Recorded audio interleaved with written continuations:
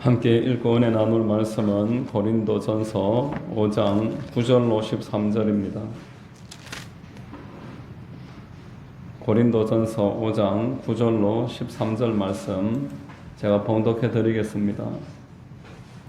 내가 너희에게 쓴 편지에 음행하는 자들을 사귀지 말라 하였거니와 이 말은 이 세상에 음행하는 자들이나 탐하는 자들이나 속여 빼앗는 자들이나 우상 숭배하는 자들을 도무지 사귀지 말라 하는 것이 아니니 만일 그리하려면 너희가 세상 밖으로 나가야 할 것이라. 이제 내가 너희에게 쓴 것은 만일 어떤 형제라 일컫는 자가 음행하거나 탐욕을 부리거나 우상 숭배를 하거나 모욕하거나 술 취하거나 속여 빼앗거든 사귀지도 말고 그런 자와는 함께 먹지도 말라 함이라. 밖에 있는 사람들을 판단하는 것이야 내게 무슨 상관이 있으리요마는 교회 안에 있는 사람들이야 너희가 판단하지 아니하랴. 밖에 있는 사람들은 하나님이 심판하시려니와 이 악한 사람은 너희 중에서 내쫓으라. 아멘. 할렐루야. 주일 오전 예배 나오신 여러분들을 환영하고 주님 이름으로 축복합니다. 우리 저희 분들과 한번 인사하겠습니다. 참 잘하셨습니다. 참 잘하셨습니다. 봉독해드린 고린도전서 5장 9절 이하를 통해서 너희 중에서 내쫓으라. 이와 같은 제목으로 말씀을 전하겠습니다.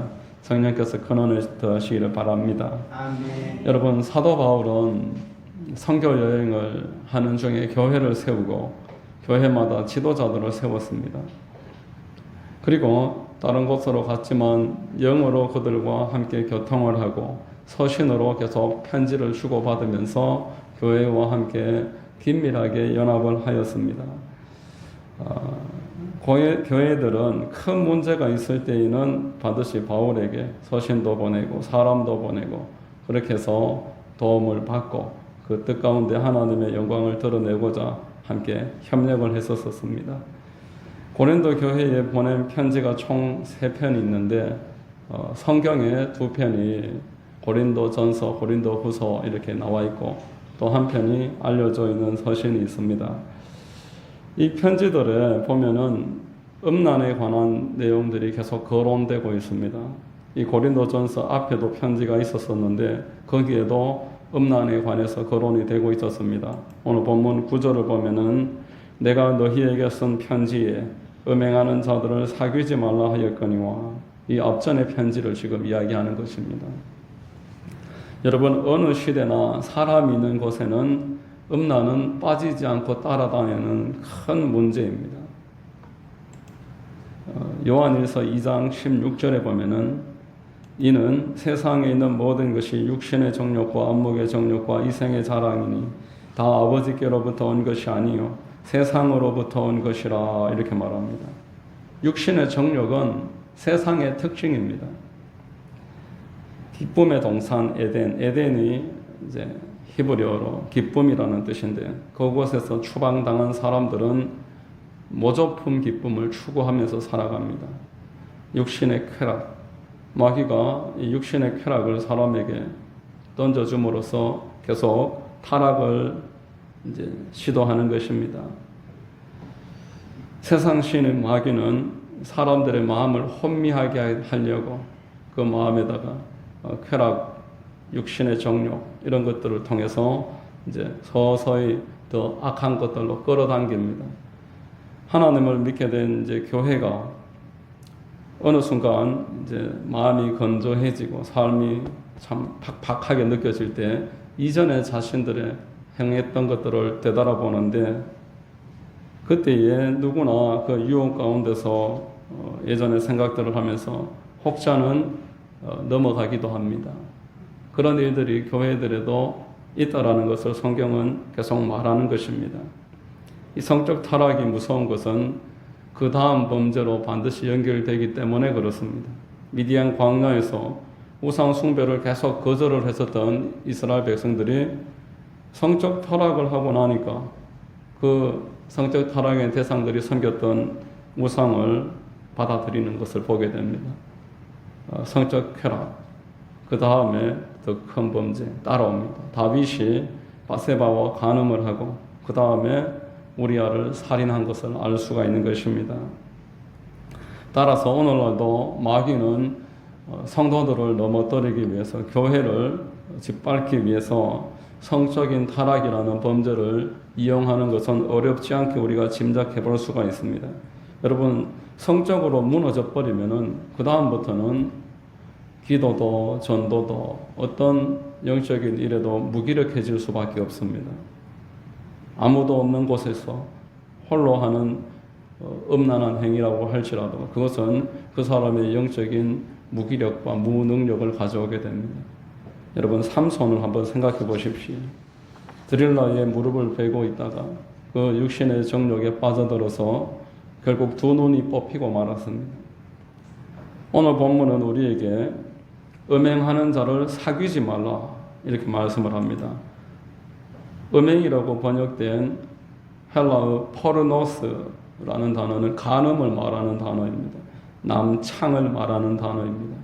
그리고 사귀다로 번역된 헬라어 시나나믹니스라는 단어는 섞이지 말라, 섞인다는 뜻입니다. 그러니까 사귀지 말라 했으니 그 간음하는 자들하고 섞이지 마라, 그것을 말하는 겁니다. 여러분, 썩은 부분을 도려내지 않으면은 이 썩은 부분은 계속 옆으로 팽창합니다. 옆으로 퍼져나가서 전체를 썩게 만듭니다. 사과가 하나만 썩어도 그 사과가 옆에 사과들을 오염시키는 것을 쉽게 보게 되는 것입니다. 그래서 시편은 1편 1절에 복 있는 사람은 악인들의 꾀를 따르지 아니하며 죄인들의 길에 서지 아니하며 오만한 자들의 자리에 앉지 아니하고 이렇게 말했습니다. 말을 듣다 보면은 그 꾀를 받아들이게 되고 생각이 같아지면 같은 길에 서게 되고 결국 같이 앉아 있습니다. 같은 자리에 앉아서 오만하게 행동합니다. 창세기 37장에 보면은 야곱의 넷째 아들 유다가 타락을 해서 아둘람 사람 히라라는 그 어떤 자와 함께 창녀들을 만나러 다닙니다. 혼자서는 하지 못할 일인데 의기투합하니까 창녀들을 만나러 다니고 점차 이게 반복되니까 부끄러운 줄도 모르고 대범해집니다. 오늘 본문의 말씀은 세상 사람들을 사귀지 말라는 말은 아닙니다. 10절을 같이 한번 읽어보겠습니다. 이 말은 이 세상에 음행하는 자들이나 탐하는 자들이나 사겨 빼앗는 자들이나 우상 숭배하는 자들을 도무지 사귀지 말라 하는 것이 아니니 만일 그리하려면 너희가 세상 밖으로 나가야 할 것이라 이렇게 말합니다. 우리가 세상에 살면서 불신자들과 교제하지 않을 수는 없습니다.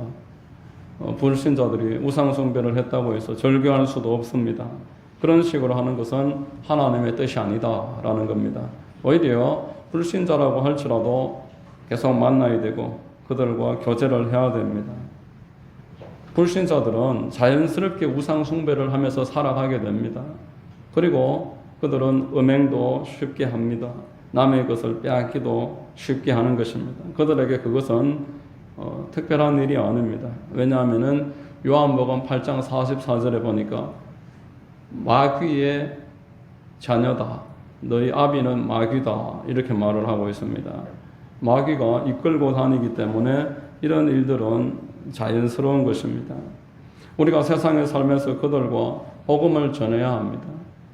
여러분, 복음을 전하는 것은 교회에 오세요, 교회에 다닙시다 이렇게 이야기하는 것이 복음이 아니라 그것도 복음을 전하기 위해서 하는 행동이긴 하지만 복음은 우리의 소속은 하나님이어야 하고 마귀는 그 소속된 자들을 도둑질하고 죽이고 망하게 한다는 것. 하나님 소속이 되기 위해서 예수께서 이 땅에 오셨고 마귀에게서 우리를 건지시려고 핏값을 치르셨다는 것. 이것을 전하는 것이 복음인 줄로 믿으시기를 바랍니다. 예수 그리스도를 영접하는 것이 복음입니다. 이것을 우리는 전해야 되는 것입니다. 복음은 주인을 바꾸는 것. 여러분, 칼이 있는데 누구 손에 들려 있느냐에 따라서 용도가 달라집니다. 전쟁용으로 들려지면은 살생에 쓰이고 음식점에서 요리사에게 잡히면은 음식을 만드는 데 쓰이고 예술가의 손에 잡히면 조각칼이 되어서 아름다운 작품을 만들 수가 있는 것입니다. 어떤 사람도 하나님을 만나면 그 인생이 바뀌게 됩니다. 저와 여러분들 주변에 하나님을 만나서 인생이 바뀐 사람들이 얼마나 많습니까? 우리는 그들에게 기회를 줘야 되고 왜 예수를 믿어야 되는지 말을 해야 할 의무가 있는 사람들입니다. 성경에도 보면은 이런 삶이 바뀐 사람들의 이야기가 계속 나오고 있습니다. 신약 성경에 빌레몬스에 보면은 도망친 노예 오네시모가 나오는데 이 오네시모는 노예였습니다. 노예는 당시에 죄가 많은 사람들 또는 많은 빚을 갚지 못한 사람들이 노예가 됩니다. 노예는 법으로 그 주인의 재산이기 때문에 스스로 도망가도 잡히면은 죽일 수도 있는 그 도망치는 자체가 범죄입니다. 그런데 사도 바울은 감옥에서 이 오네시모를 만나서 복음을 전하고 그리스도 안으로 돌아오도록 복음을 전하여 그리고 그 주인 빌레몬에게 편지를 써서 형제로 받아들이도록 문을 열어주는 것을 보게 됩니다. 여러분 베드로전서 3장 15절에 이렇게 말씀하십니다.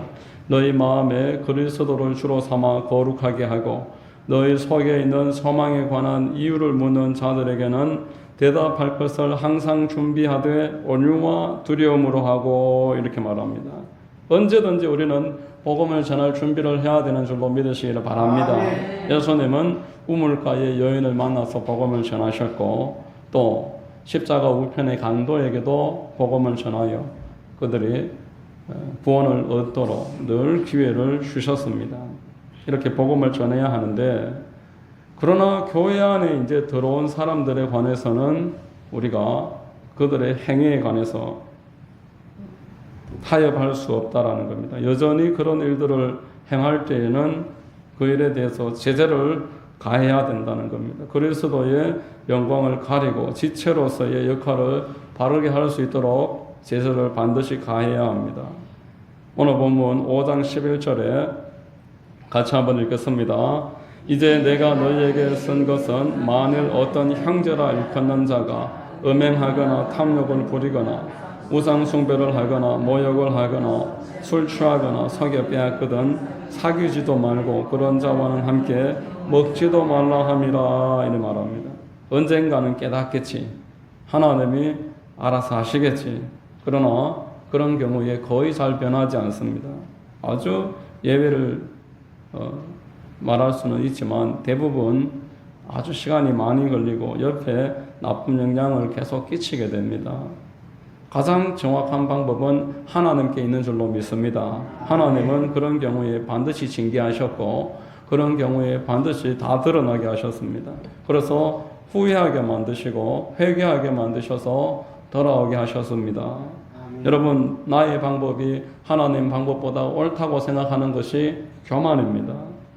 성경에 보면은 사무엘상에만 보더라도 엘리 대제사장이 그 사무엘을 통한 경고를 무시하고 계속 간음죄와 성전 물건을 훔치는 죄를 반복을 했을 때 하나님이 엘리 제사장 가문을 완전하게 멸하시는 것을 보게 됩니다. 다윗도 마찬가지입니다. 나단 선지자에게 책망을 받습니다. 큰 범죄를 저질렀기 때문에 그것을 덮으려고 할 수도 있었지만 다윗은 회개를 하니까 하나님이 징계는 하시되 용서해 주셨습니다. 신약 성경에도 베드로가 그 아나니아와 삽비라 부부의 거짓말을 일벌백계 하는 내용을 보게 되는 것입니다. 그래서 주변 사람들이 다 그것을 보면서 회개하고 돌아왔습니다. 악을 적극적으로 교회는 치료해야 되고 그 일에 관해서 함께 마음을 모아야 되는 줄로 믿습니다. 왜냐하면 교회는 그리스도의 몸이기 때문에 그렇습니다. 그리스도의 신부이기 때문에 그렇습니다. 그리스도께서 값을 주고 교회를 사셨습니다. 그래서 교회의 생명은 거룩입니다. 세상과 구별되는 것이 교회의 생명이어야 합니다. 교회는 숫자로 가름할 수 있는 것이 아니라 그 교회의 구성원 한 사람 한 사람이 예수 그리스도 안에서 순수성을 유지하는 것, 그것이 교회의 특징 중에 첫 번째입니다. 요한복음 14장 14절로 15절에 내가 아버지의 말씀을 그들에게 주었사오매 세상이 그들을 미워하였사오니 이는 내가 세상에 속하지 아니함 같이 그들도 세상에 속하지 아니함으로 인함이니이다. 내가 비옵는 것은 그들을 세상에서 데려가시기를 위함이 아니요 다만 악에 빠지지 않게 보존하시기를 위함이니이다. 이렇게 말합니다. 세상에서 구별되고 악에게 빠지지 말아라. 예수님은 기도하셨습니다. 교회는 반드시 하나님의 말씀과 성령의 임재로 말미암아서 스스로를 판단할 수 있어야 됩니다. 12절에 밖에 있는 사람들을 판단하는 것이야 내게 무슨 상관이 있으리요마는 교회 안에 있는 사람들이야 너희가 판단하지 아니하리야. 이렇게 말합니다. 분명한 성경 말씀과 성령의 감동이 있는데 교회가 무지성주의에 빠져서 판단하지 않는 것은 잘못이다라는 겁니다. 서로 비판하지 말라고 해서 죄에 대해서 묵인하라는 것이 아닙니다. 죄에 대해서 반드시 성경적인 방법은 1대1로 만나서 당신의 잘못이 이러이러하다고 이야기할 수 있는 용기 있는 행동이 있어야 되고, 음행과 같이 엎질러진 물에 관해서는 1대1로 이야기하는 것이 아니라 교회에다가 이야기를 해야 됩니다. 그래서 이 일을 덮으면 안 되고 반드시 공개시켜야 되는 것입니다. 하나님의 심판하심을 믿고 악에 관해서는 우리는 준엄하게 내쫓을 줄 알아야 교회가 거룩해질 수 있고 그 상대방은 그 일에 관해서 회개하고 후회하고 돌아올 수 있는 기회를 얻을 수 있습니다. 아멘. 13절에 이렇게 말씀을 했습니다. 밖에 있는 사람들은 하나님이 심판하시려니와 이 악한 사람은 너희 중에서 내쫓으라. 이것은 사랑에 의해서 하시는 말씀입니다. 교회를 지키고 그 음행을 이미 저질렀는 사람, 이것을 용서할 수 있는 게 아닙니다. 이것은 공개를 해서 본인이 책임을 지도록 만들어야 됩니다. 그렇게 할 때에만 그 부분에 관해서 거룩이 지켜지고 하나님의 교회가 세상으로부터 손가락질을 당하지 않을 수가 있고 하나님의 영광이 가려지지 않는 것입니다. 자, 이렇게 이제 이야기를 하면은 세상에 있는 동성애는 교회가 상관할 바가 아니지 않느냐. 교회 일이나 잘 하지 교회 바깥의 일은 세상에 알아서 하도록 내버려 두면 되지 않느냐. 이렇게 말하는 사람들이 있습니다. 여러분, 오늘 본문을 보면은 동성애가 거론되지 않습니다. 여러분, 동성애는 다른 범죄와는 차원이 다른 범죄입니다. 하나님이 그들을 판단하시고 심판하실 때도 차원이 다르게 심판하셨습니다. 아멘. 소돔과 고모라가 유일하게 불과 유황으로 심판을 받았습니다. 그 땅은 동성애로 만연해 있었던 땅이었던 것입니다. 여러분, 동성애는 사람의 영혼과 육신을 망가뜨리는 범죄입니다. 트랜스젠더에서 돌아와서 전도사가 된 어떤 분의 간증을 들어보니까 성전환 수술을 한 다음에 이성, 곧 나의 그 이상형인 여성을 만난 다음 사랑하는 마음이 생기고 그래서 매우 후회하는 사람을 본인은 많이 만나봤다는 거예요. 동성애자의 입장에서 살아가다 보니까 동성애자들을 많이 알고 있고 그들의 그 후회하는 마음, 이미 성전환 수술까지 다 했는데 이성에 대해서 사랑하는 마음과 매력을 느끼는 것을 보면서 아, 내가 실수했구나 깨닫는 사람들이 참 적지 않다는 것입니다. 여러분, 어린 시절에는 친구가 그 삶에서 비중이 대단히 큽니다. 그리고 늘 학교에서도 만나고 함께 붙어 다니다 보니까 동성 간에 좋아하는 마음이 생길 경우가 참 많습니다. 자신은 동성애자인 줄 알았는데 성인이 되고 보니까 아니더라는 것입니다.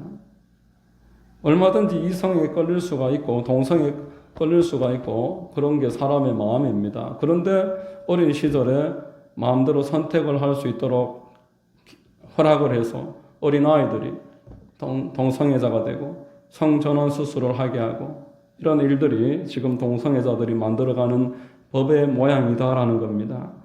여러분, 아이들에게 성행위를 가르치고 동성애에 대해서 아주 우호적으로 설명을 해주고 성전환 수술을 부모도 막을 수 없도록 만들어버리고 교회도 간섭하지 못하게 만드는 일, 이것이 마귀가 교회를 공격하는 일이 아니고 무엇이겠습니까? 어떻게 이것이 교회 바깥의 일이겠습니까? 교회를 무력화시키는 악법입니다. 교회의 후손에 관련해서 공격을 하는 것이고 교회의 미래를 덮으려는 것입니다. 교회 바깥의 일이 아닙니다. 지금은 동성애자들이 교회에 들어오는 것을 우리가 거부할 수 있지만 이 법이 통과되고 나면은 교회에 들어오는 동성애자들을 막을 수가 없어집니다.